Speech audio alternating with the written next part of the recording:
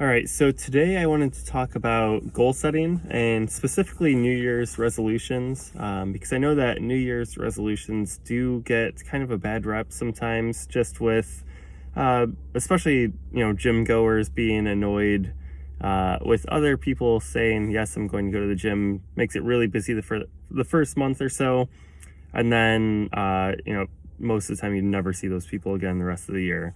But I'm actually a huge fan of New Year's resolutions and goal setting in general because I think that you should always have smart goals that you're striving for.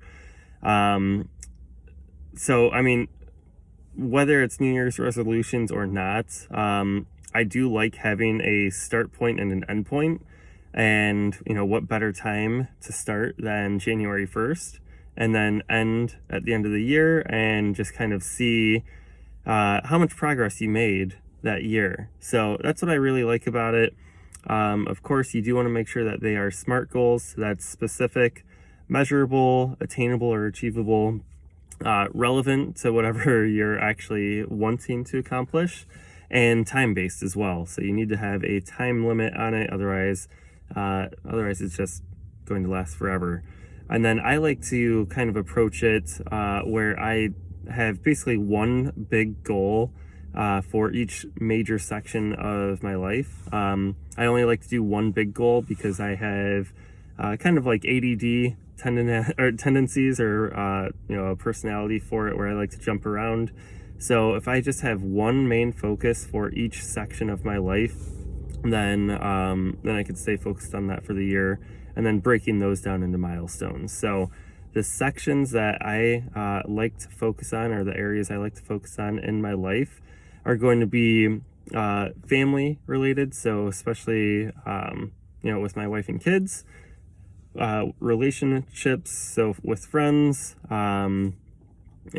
fitness related, so physical fitness, mental improvement, whether it's mental toughness, reading extra books, what I'm learning,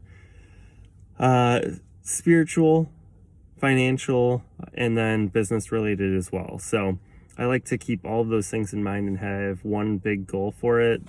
And then again, kind of breaking it down to see if I'm on track. So my old sales goals used to be, hitting a certain volume, and then I can track quarterly what I should be at and kind of adjust for the seasons as well. So especially now that I'm in real estate, the slower season is going to be the winter, picks up in spring, gets really hot in summer, and then fall is still usually a pretty hot season too.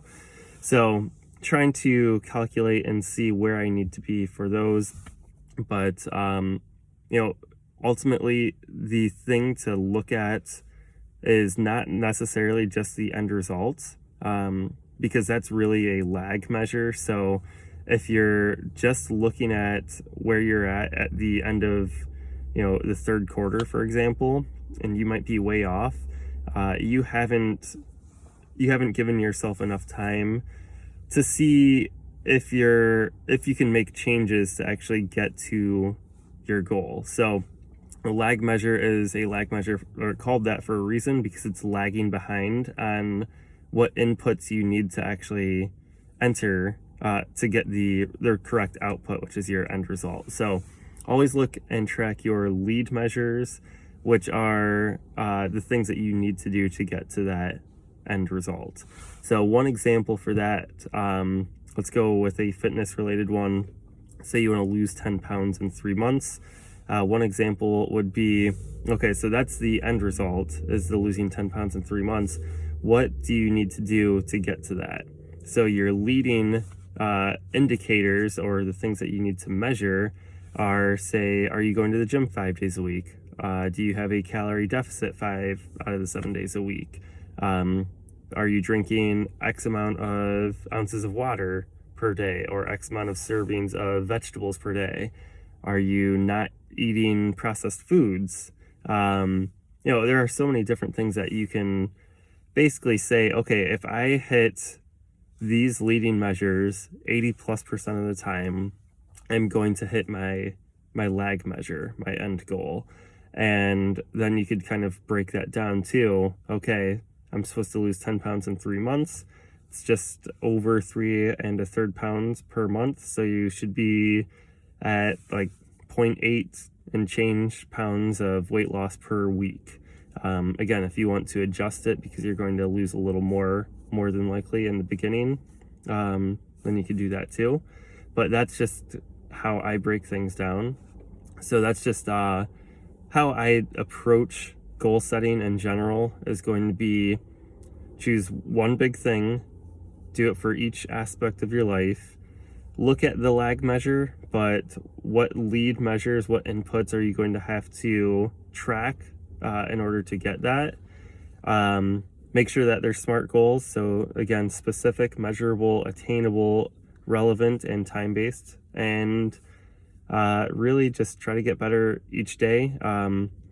You want to make sure that it's a stretch goal where it is realistic and that other people have accomplished it, but maybe it's too much for you to do all in 1 year, and that's okay too. I'd rather set stretch goals that are very hard to achieve and you feel good if you hit 50% of them or 75% of them, as opposed to basically making it like a to-do list where you're just saying, hey, I'm going to brush my teeth today, because you know you're going to do that and you know you're just checking it off at that point. So push yourself, get ready to be uncomfortable, and the bigger question that you ask yourself, the more, whether it's soul searching or whatever, the bigger answers you're going to have to find. So that's all I have for today. Hopefully you got something out of it, and have a happy new year.